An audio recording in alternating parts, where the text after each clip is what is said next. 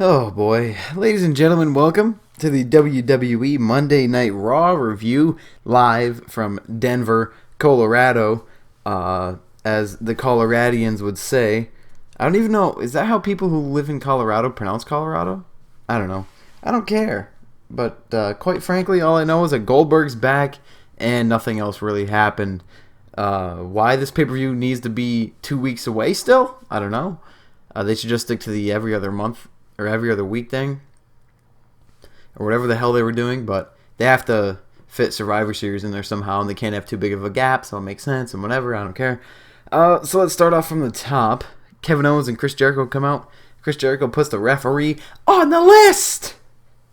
Because apparently the referee screwed Jericho last week with bad officiating. Rollins appears, and some tension brews within Kevin Owens and Chris Jericho's happy marriage. Then we get Chris Jericho versus Seth Rollins. Kevin Owens comes out after he told Chris Jericho that he would not make an interference in the match. He does. It costs Jericho after Rollins pins Jericho with the pedigree. Then the Golden Truth are on my television, and I almost killed myself, and they came out with Mark Henry. And then I found out they were facing the Shining Stars and Titus O'Neil, and I nearly died.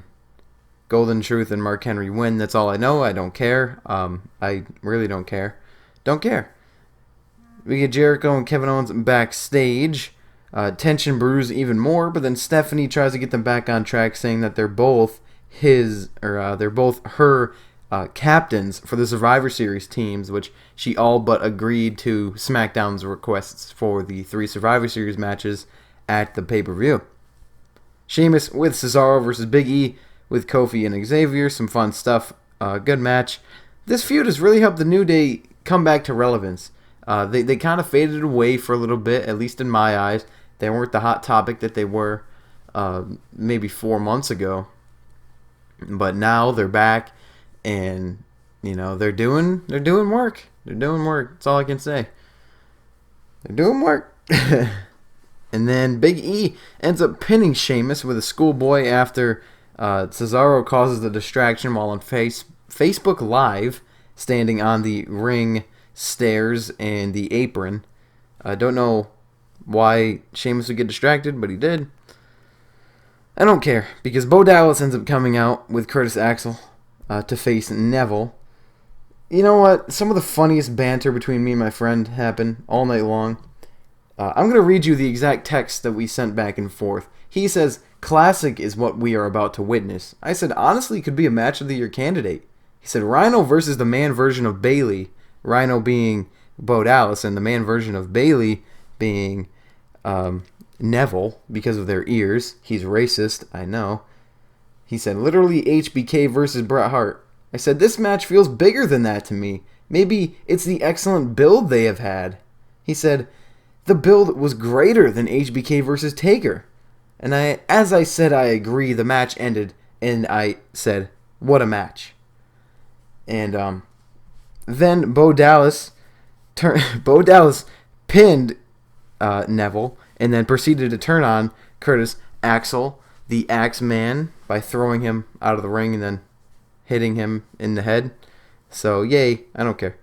But, yeah, all that was just witty banter. We don't really believe that we're not stupid. Whew, because if I was, we some problems. Dana Brooke versus Bailey. Dana Brooke wins. Okay, I don't care. These matches have no context. Like, to just come out of nowhere. It's like, hey, there's a pay-per-view coming up in 2 weeks, but let's just give you all the matches that are more than likely or probably are already booked for the pay-per-view right now, because that's always the way to book a pay-per-view. Yeah. Paul Heyman is interviewed via satellite by Maggle Cole. Paul Heyman says some stuff. To be honest, I didn't really pay attention, because this episode of Raw has bored me to tears. So I really couldn't pay attention to the Heyman promo. We get Braun Strowman versus 3 jobbers. Braun wins, says that he's angry for not getting serious competition, that he's coming right to the back to assault Mac Foley. And then Sami Zayn comes out and gets destroyed. Lana comes out. She invites Rapesev to the ring. Rapesev shows his entire family in a touching video package. And then Roman Reigns interrupt. Hold on. Rusev shows his entire family. His mother, his father, his brother, his grandmother, and his family dog. And I wish that my family could be like Rusev's family. I think that I really resonate with this man on an emotional level. He's one of the greatest men of all time, is Rusev. And I really wish all the best for his family. Roman Reigns then interrupts, as I said. I spelled Roman wrong, spelled R-O-M-E-N.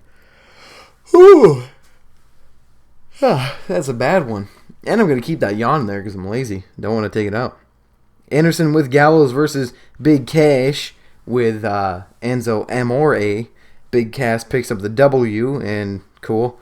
Brian Kendrick and Drew Gulak and Tony Nese versus Cedric Alexander, Rich Swann, and TJ Perkins. Swann eats the captain's hook from the Brian Kendrick for the win. And then that's your last match of the night, your main event match. And then Goldberg is here. Do do do do do do do do do do do do. All right, back to reality, there, children. We get those very, very famous holy chants. I don't like to swear on the channel, sorry, but we get them. And yes, Goldberg says, Brock Lesnar, this is a quote, Brock Lesnar, not only are you next, you're last, end quote. Does this mean that Goldberg is wrestling his final match ever against Brock Lesnar at Survivor Series? Question mark. We'll find out next week because Brock Lesnar will be live and in living color in our televisions on the USA Network at 8 o'clock p.m. Eastern Standard Time on Monday Night Raw, which takes place in his hometown of Minneapolis, Minnesota. The people of Minnesota breeded this man like a goddamn bull, and he has been killing people ever since he came out of the womb. I wouldn't be surprised if as soon as he got shot out of the womb, he picked up the doctor and gave him a German suplex straight through the floor, because that's how much of a man Brock Lesnar is. But I'm excited to see where this goes. As long as they don't muff it up like they did with Shane and Taker, then we should be in for a pretty fun day, life, year. Cool. I'm still yawning. And Raw has concluded, so it's 11:30, 11:24. I'm very tired. I have school in the morning. I have a lot of homework I still haven't done, and I got to do that. So I hope that you guys enjoyed this edition of the Raw Review. And I will catch you guys in the next video. It's been it for me, your boy Hobo, and I'll see you guys later.